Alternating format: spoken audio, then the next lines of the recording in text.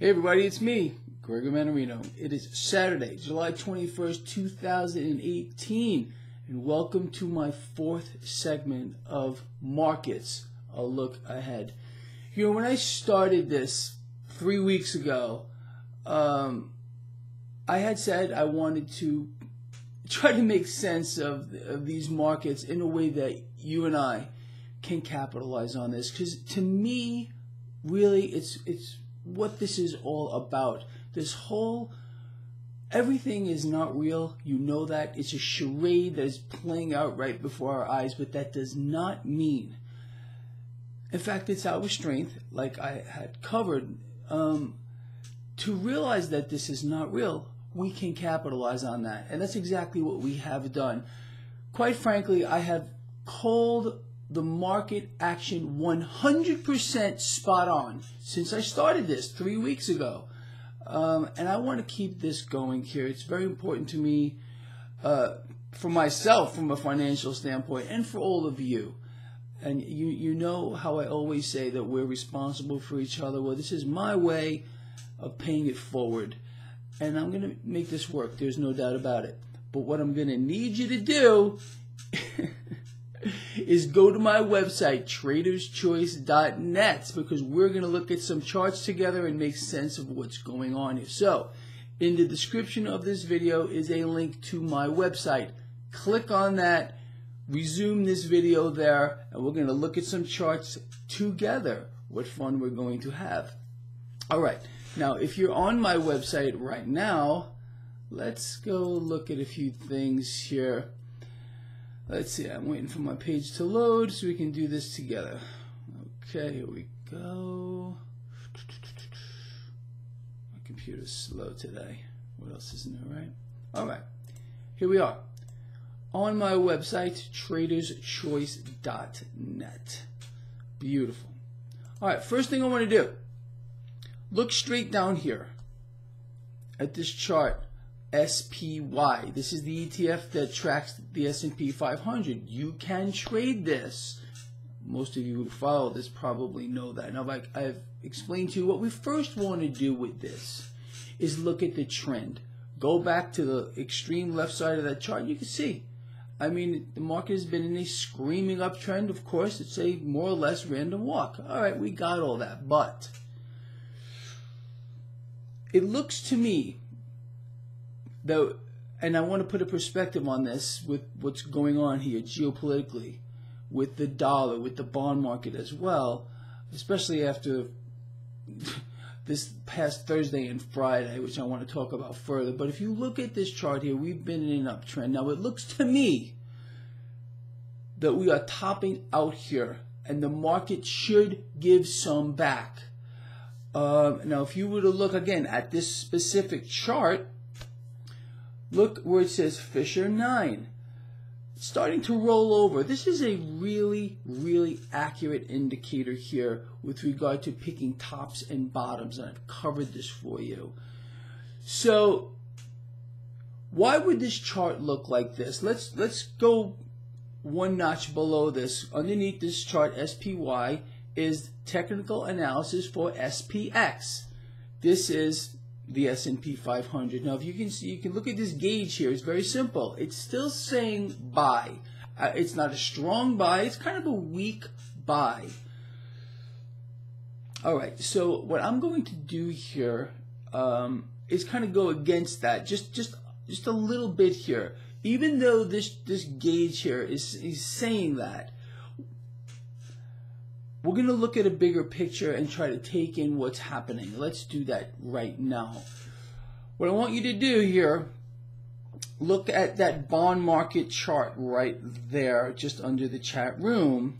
You will see we've had an incredible sell-off here in the bond market. And that is because, again, President Trump wants the Federal Reserve to keep the easy money going.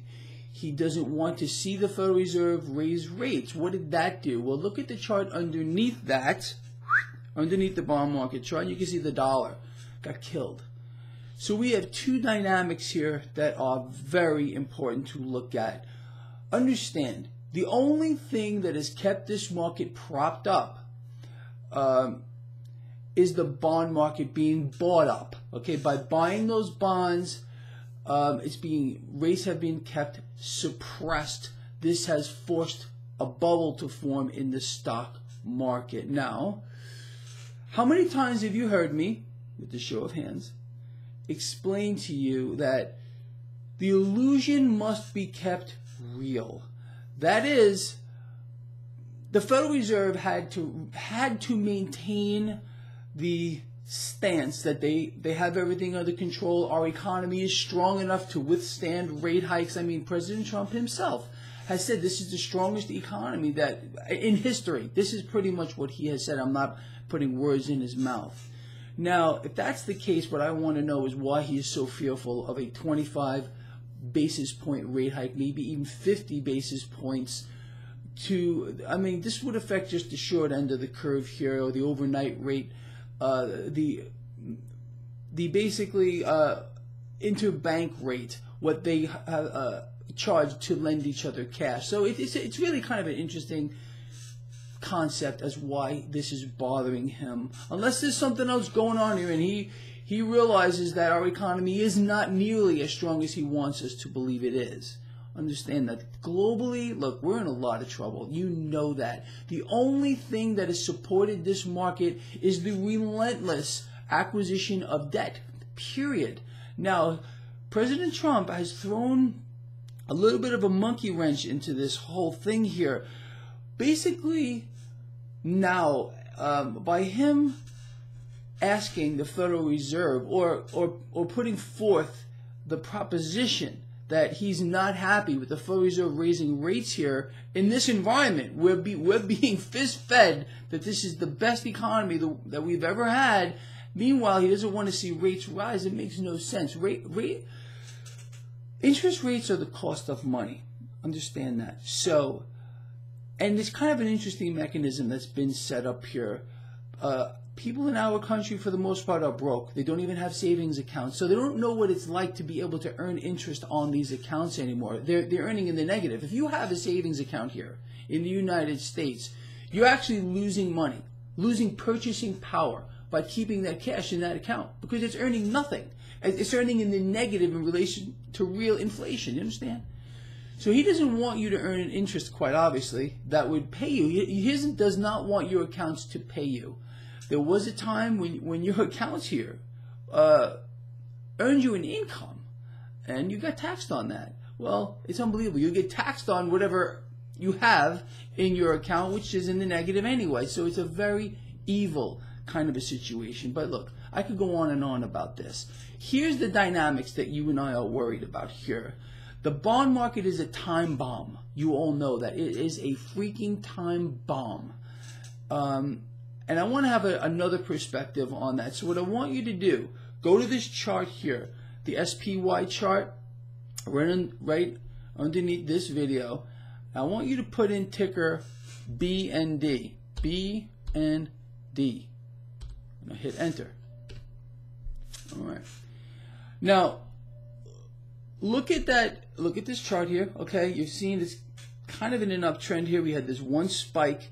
Now, if you look at that Fisher 9, this to me looks like bonds are going to fall into further pressure. What will that do? It's pretty simple. If bonds continue to sell off here, rates will climb, going the opposite of what President Trump is trying to achieve here. You understand? I think he's playing with fire and maybe does not understand the bond market as well as I do. I think I have a real good handle on this. Again, nobody has called the Fed better than the guy sitting in front of you here. I was wrong one time in all these years as to what the Fed would do and how much they would do it. It's pretty extraordinary. If bonds continue to fall, if bonds sell off moving into next week, and the dollar continues to suffer, understand there's a compensatory mechanism here. So the weaker dollar, with bonds falling, will actually mute losses in the stock market. That's the truth here. If the dollar were getting stronger here, while bonds were selling off, we would have a bigger problem. But the bond market is the main thing you need to be looking at. If bonds sell off and yields spike, And this is not just Greg saying this. I've been explaining this dynamic to you for years. And then you got guys like Alan Greenspan explaining the same thing. You got major Wall Street banks explaining that dynamic. You got a big investment bank last week, I think, my goodness, I can't remember the name of it, BMO, explaining the same thing. I mean, it's crazy when I hear these kinds of things come out of people's mouths. I wonder, hey, do they watch my work? I bet they do. But look, the thing is, the writing is on the wall, the ceiling, and the floors. The bond market is a time bomb. Don't know another way to put that. So to just kind of sum this up here, a few things that I believe will happen next week. And again, keep this in mind. I nailed the last 3 weeks to the wall. This week has a high potential to see this stock market sell off. I might actually go short this market. If I do that, I will explain that come Monday morning. I will announce it. I'm going short this market. I'll tell you exactly what I am doing. So I hope to see you on Monday so you can take advantage of this. I expect to see the dollar continue to fall under pressure. I expect to see bonds continue to sell off. I expect to see metals rise. With regard to cryptocurrencies, in a real environment, I would expect to see cryptocurrencies rise as well. But cryptocurrencies have been under attack. There's no doubt about it. For a while now, since Bitcoin futures started to trade, for which I explained to all of you exactly how that would play out, and I was 100% correct on that as well. So I think I'm a guy who has a handle on these markets, how they work, and I've outlined this for you in a way that I hope you can gain a perspective that makes sense. People, I know this is getting kind of long here. I think there's a very high potential for a full-blown trade war and currency war to explode. Currency war, debt war, like I went over yesterday, the United States cannot win a debt war. We are in debt beyond belief at this point already. The Federal Reserve will have to step in here. This is what Donald Trump, our president, wants to happen, and it's kind of disturbing to me. He wants to bring the Fed to the forefront again, continue to print cash out of thin air, keep that dollar weak, that's how they do it, and continue to suppress interest rates and not allow the market to determine fair value. Understand, everything prices off of what's happening in the debt market. With artificially suppressed interest rates, something that we've seen now since the meltdown of 2008. I mean, President Obama was the king of this. With Janet Yellen, the king, absolute undisputed of interest rate suppression. You saw how the market reacted here. Now the market has vaulted higher, just as I explained to you what happened when Donald Trump was elected president. I said it was a game changer. I am on public record saying that. Why did I say that? How did I know that the stock market would respond that way, despite the massive sell-off the day of the election? Why was Greg saying the market would go higher? It was very simple to me. Donald Trump is a businessman. He would do whatever he needs to do to push cash into the stock market. For example, like repatriating cash to our country so these companies can engage in stock buybacks. You understand? It's not real. The environment we're in, none of it. And if President Trump has his way, it's going to get more unreal. We need this market to correct to fair value. These distortions are already off the Richter scale, and he wants them to get worse.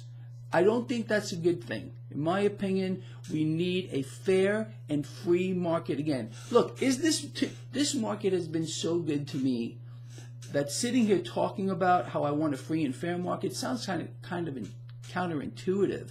What did you imagine? I mean, frankly, look, I don't even want to go there, but this is a dream come true to a guy like myself who understands how to take advantage of the market, but I don't like it. I want a real market with a level and fair playing field. That's what I want. I don't mind trading in a real market. Is this fake market? Like I said, you know, the gift that keeps on giving? Yeah, it is.